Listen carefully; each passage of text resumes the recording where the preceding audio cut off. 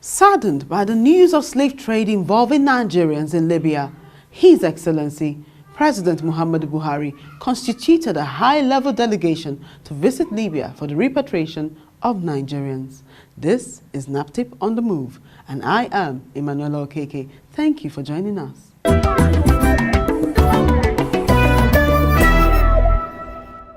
This episode brings you sights and sound of the fact-finding mission to Libya, the profiling of the returnees, and first-hand experience of some of the very gory stories they had to share. It is indeed revealing. Stay with NAPTIP on the Move.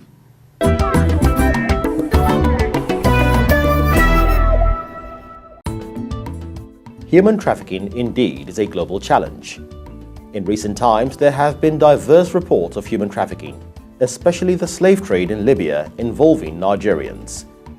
In response to this ugly trend, the President, His Excellency Muhammadu Buhari, constituted a team led by the Honorable Minister of Foreign Affairs, Mr. Geoffrey Onyama, including the Director General of NAPTIP, Dame Julie Okadonli, on a fact-finding mission to Libya.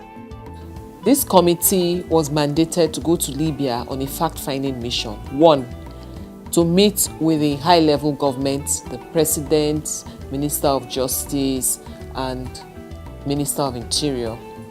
Find out how many Nigerians are in Libya, evacuate the Nigerians in Libya that are ready to return to Nigeria, to also strike a deal with the Minister of Justice to see whether the prisoners, Nigerian prisoners in various prisons, can be released to Nigeria to complete their prison terms. The Minister for Justice said he was going to look into it. We are still going to pursue that. So we visited a few camps. We visited 4 camps, and we were told that Nigerians were in about 14 camps that had been identified in locations that could easily be accessed, because not all locations can be accessed at the moment, because some of them are being run by militia groups and all of that. So they readily gave us information about 14 camps where we had Nigerians being held, and promised to assist us to bring them out of these detention camps. After high-level meetings with relevant Libyan authorities, the technical committee remained in Libya, while the executive committee returned to Nigeria to receive the returnees. The second group is made of the technical committee. The technical committee arrived the day the fact-finding committee was leaving. They are mandated to ensure that no one is left behind. Go to the rest of the camps, coordinate activities, profile, give them emergency travel certificates, and return them back to Nigeria. Not all of them are in the ones, even the ones that are not in the detention camps, the ones that are living in town that want to come back to Nigeria will also be brought back to Nigeria. On arrival to Nigeria, officials of NAPTIP were on ground to receive the returnees and commenced their duties. NAPTIP, as you know, is an anti-trafficking agency, and the truth is that almost all the returnees are victims of trafficking. They've been trafficked in one way or the other. And so NAPTIP is a very, very important agency when it comes to evacuation exercises. So first of all, as these returnees return, they are taken to our shelters where we have trained counselors and nurses and doctors who will attend to them, give them the necessary psychosocial support they require, because most of them have been battered, bruised and abused. And so they need to be counseled, which is very, very important, the first step, to take. And that is what we do at NAPTIP. We counsel them. Whilst counseling them, their medicals, most of them come back with all sorts of ailments and all of that because of the very horrible conditions in which they found themselves in. And so medicals go side by side with counseling. We also have an investigation officer on ground to investigate cases of traffickers and trafficking, because some of these returnees have useful information that we can work with, and so the investigation officers are there to get as much information as possible, which we'll use to prosecute the criminals. And afterwards, rehabilitation phase. This rehabilitation phase comprises of, it depends on whatever they want, because we work with them. They tell us what they want. We give them an option. We don't impose on them. Some don't want to go back to schools. They want to acquire some skills, and we work with them on that. Some want to go back to schools. We send them to schools. And some want to start small businesses. We assist with little loans to set them up. We also monitor them for at least 2 years to ensure they are not re-trafficked afterwards. The Director General of NAPTIP, Dame Julie Okadonli, also spoke on the living conditions of Nigerians in Libyan camps. The camps were very tight. Tight in the sense that you had just mattresses on the ground with so many people in the camps in one room. They had different rooms that were padlocked. They were actually locked from behind in their various rooms. And this got me thinking, what if there's a fire outbreak? If there's a fire outbreak, that means everybody's dead. There was no form of security whatsoever in the camps. And there was something else that struck us, They didn't have female guards, and that meant that the male guards walked in and out of the rooms of the female at any time.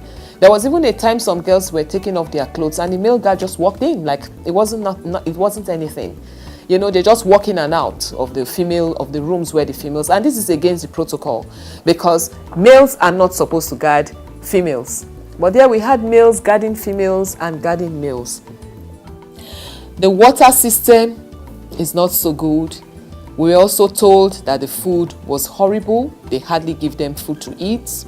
They didn't have water to drink, water to take their showers and all of that. The conditions in which they were kept in was very, very poor, as a matter of fact. Commending the President of Nigeria, some of the returnees shared their experiences and advised intending victims. I left Nigeria July 19, 2017 to Libya. In the desert, the journey was not easy. We were 150 that left Agadez to Saba. We lost 55 souls. That is the rough estimate we can give at that point in time. From Saba, we moved to Tripoli. In Tripoli, we moved to the sea. Let's cross over to Italy. In the sea, the boats were inside, we were 140. At the Blue Sea, the boat capsized, where we lost 110, died. My experience in Libya is not something to talk home about because it's not good at all. They hold us captive. They don't release us. We were in that Nigeria prison, or they call it detention camp, but it's prison because when they treat us there, we eat food like a slave. And when the embassy will come, they will tell them, no Nigerians. We only have 50, we only have 30, we only have 40. They will lock up the all that we have more than 600 Nigerians inside the place. But I want to say very big thank you to the federal government for this massive deportation they are doing. It's a very good one. I really appreciate them. God will bless them because they are God sent to us. It's somebody that convinced me. He told me that I can cross to Europe through Libya. That is very easy and very okay. I pay her 430,000 naira. All my service in Nigeria, went through this traveling. Come and see how Libya torture people. You know, they use iron, wood to beat people. You know, naked you, hang you. They won't give you starvation. You know, several kind of thing like that. We have many graduates in Libya. Many graduates. They were convinced here. When you go to Libya, it is good, no problem, so stuff like that. Many graduates. I advise my fellow Nigerians, any traveling that does not involve visa, traveling by road is too risky. Life in deserts is not good. Many people are dead, Mediterranean Sea. If not because of God, I will have been a dead man now. But for God so kind, I'm still alive for witness to tell people, Nigerians, not to go to Libya again. Libya is not a place that I will advise any Nigeria person or someone around me, even my enemy, to even go there. Because take Nigeria as if they are goats. But thank God for the Nigeria government, and that they should not forget those that are still there in that same prison.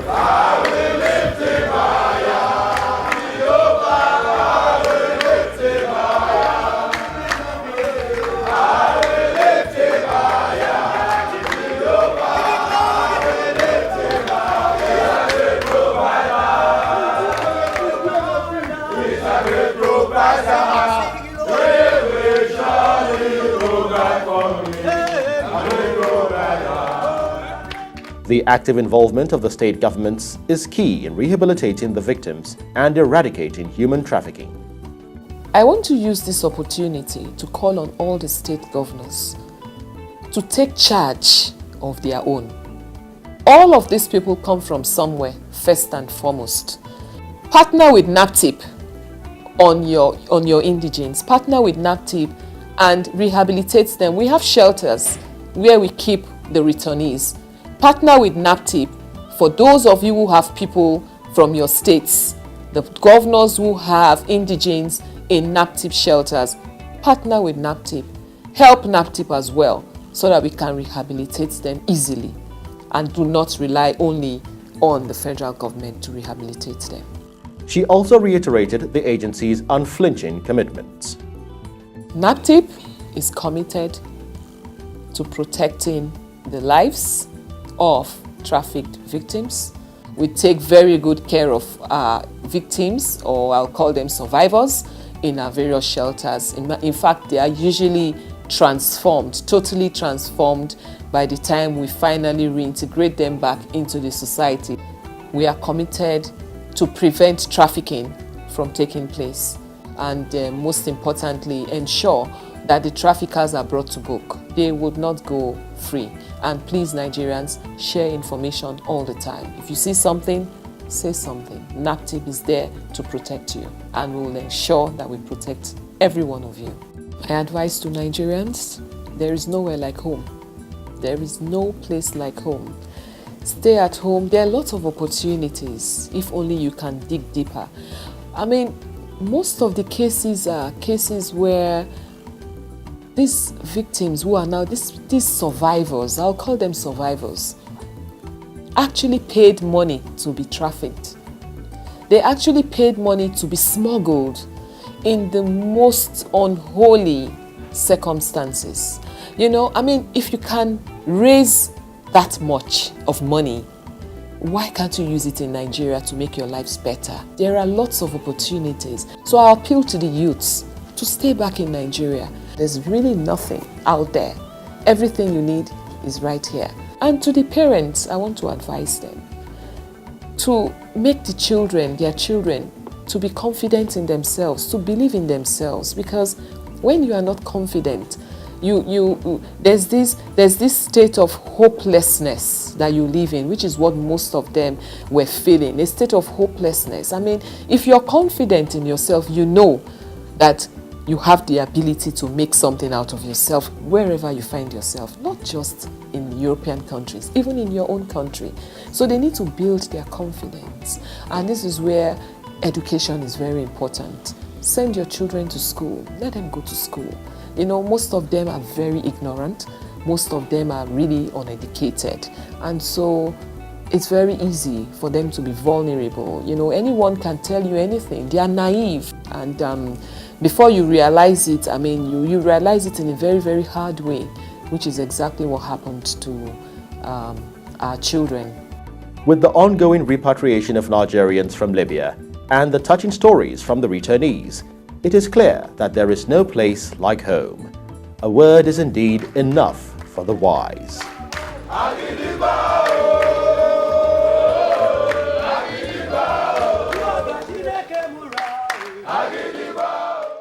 Human trafficking. It is a crime against God and humanity. You may wonder and say, I am not a trafficker. It doesn't apply to me. Think again, because if you are paying your employee through an agent, you are a trafficker. If you abduct people against their will, keep and exploit them, you are a trafficker. If you promise international jobs with intention to exploiting the victims, you are a trafficker. If you buy and sell human parts, you are a trafficker. If you are a travel agent, procuring visas and travel documents to ship people out for exploitative labor, you are a trafficker. There are so many components of trafficking with devastating effects on the victims.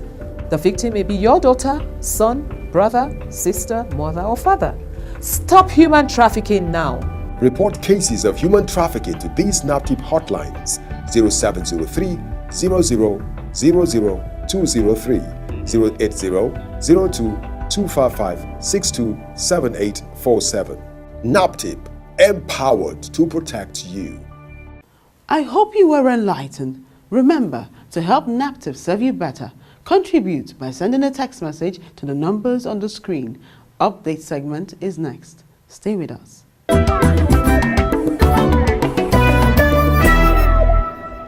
The Director General of NAPTIP, Dame Julie Okadonli, recently held a press briefing in Abuja. This was informed by the ongoing evacuation of Nigerians from Libya.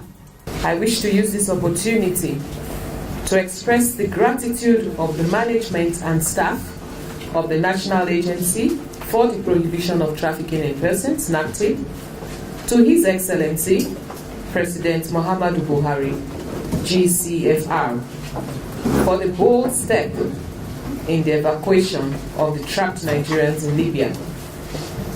This will go into history as the biggest evacuation of Nigerians ever by a Nigerian government. It also shows the great interest of the President in the protection of the lives of Nigerian citizens, no matter where they are across the globe and irrespective of their migration status. She then highlighted the statistics of returnees so far. Out of the over 5,000 Nigerians already located in different detention camps in Libya, 972 in two batches of 485 and 487 have already returned, and more will continue to come back until the operations are completed. Out of those that have returned so far, Edo State has 533 returnees, followed by Delta State 128. Yobe State is next with 28. Imo State and Ogun State have 25 each. Ondo State has 17. Oyo 15. 27 states have their indigents so far returned, while 9 states and the Federal Capital Territory have not yet recorded any returnees. The states are Borno, Adamawa, Gombe, Taraba, Bauchi, Sokoto, Kebbi, Zamfara, and Niger states. 9 pregnant ladies and 5 babies were also among the returnees. 2 suspected traffickers were also arrested and under investigation. A female returnee, who was also identified as a trafficker, has been transferred to our Lagos Zonal Command for further investigations. She also stated some of the efforts made by the agency. We have set machineries in motion to fish out those involved in the trafficking or smuggling of these returnees and present them to courts for prosecution. This is the only way to ensure that proper justice is given to these people. We have, at the commencement of these operations, deployed over 40 personnel of the agency, including counselors, caregivers, investigators, and public enlightenment officers to Port Harcourt to assist in profiling the returnees and providing them with psychosocial assistance. Our shelters have been prepared to receive them, while arrangements have been made to move some of them to shelters run by our partners when there is a spillover in ours. I would like to state clearly that the welfare of these returnees, especially the victims of human trafficking amongst them, are taken care of. Our intention is to work with other stakeholders to ensure that the directives of Mr. President concerning their rehabilitation are carried out. Dame Julie Okadonli then appealed to state governments to ensure proper rehabilitation of their indigents. I wish to appeal to states that are already mounting pressure on the operations in Port Harcourt to take away their indigents, to ensure that those they are taking away are properly rehabilitated, as releasing them into the streets without rehabilitation and other forms of assistance may spell doom for the country and damage the image of the country. Many of these people are coming straight from prisons and will require some debriefing and change of mindsets and orientation before being released into the society. NAPTIP insists that any state government that is interested in the rehabilitation and reunification of the returnees from their states must meet the minimum standards for sheltering, rehabilitation, and reunification of victims. The standards are available for any state government that is interested, and the guidelines can be accessed on the agency's website, www.naptip.gov.ng. These returnees are human beings and must be properly reintegrated into the society, with all their rights and dignity respected and protected. Concluding her speech, she appealed for closer collaboration to eradicate human trafficking. As part of our plans to prevent the mass movement of our people out of the country through dangerous routes, we will raise the ante in our public enlightenment programs. We are already engaging various stakeholders to join us with their resources in awareness creation.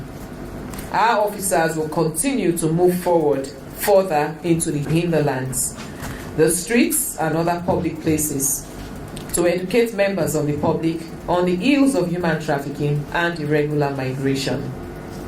We also intend to use some of the returnees as advocates in our engagement with the public, especially in rural communities. We believe that when people hear the ugly experiences directly from those that have gone through that path, they will have a rethink. We need the support of all to get this done. Human trafficking is a global phenomenon of serious concern and requires collective efforts to combat. This is simply because of the attendant casualties and other negative effects that have characterized the migration aspects of trafficking.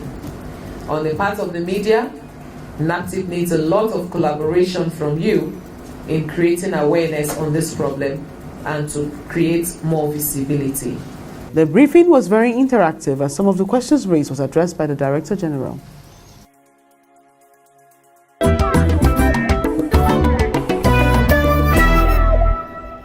For more inquiries and support or to report cases of suspected human trafficking and child abuse, please call NAPTIP hotlines on 0703 0000 203 or 0800 2255 627847 or email info@naptip.gov.ng. Visit our website on www.naptip.gov.ng and follow us on our social media platforms at NAPTIP Nigeria.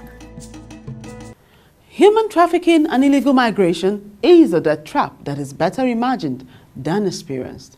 I hope this serves as a warning to you. Yes, you. Don't make that move. Make a turn for the better. Make a turn for life. For our returnees, with life, hope, and the intervention of the government, it's never too late to start again.